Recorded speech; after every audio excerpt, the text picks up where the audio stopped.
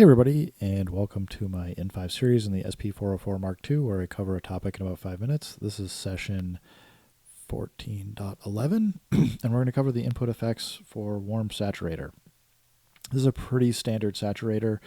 It kind of gives you that overdriven effect if you go all the way to the maximum.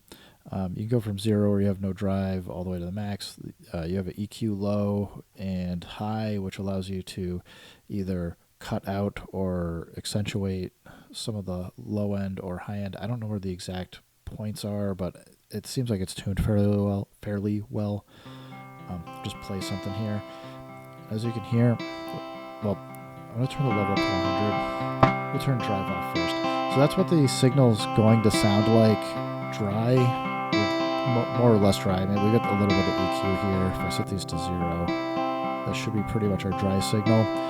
As you come in and drive it, one thing to note is it does bring in a lot of distortion. You might not be able to hear it. So, I'll just repeat that. If you hit the drive, it's going to start creating a lot of distortion and noise. It's going to get very loud. So a reason why you want the level here versus necessarily having a balance where you might go from like 0-100 to 100-0.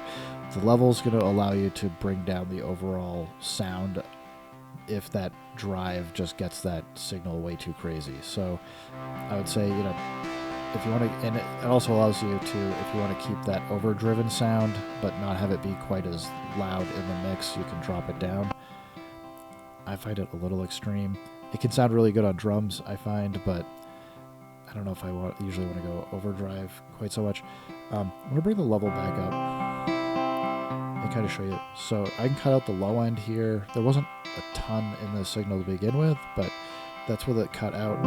You can hear, if I bring it in, that got substantially louder with a low end. So we can cut that out.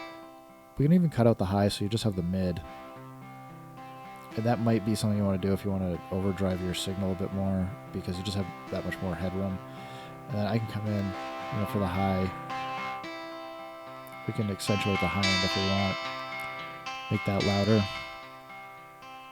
So there's not really a whole lot going on with the Warm Saturator here. You only have 4 different parameters to adjust. I personally think it sounds pretty good.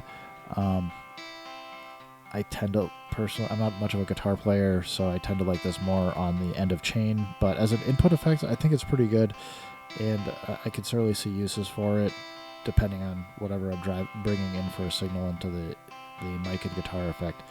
Anyway, I hope this helps you guys out. Have a great day, and we'll catch up again soon. Thanks. Bye-bye.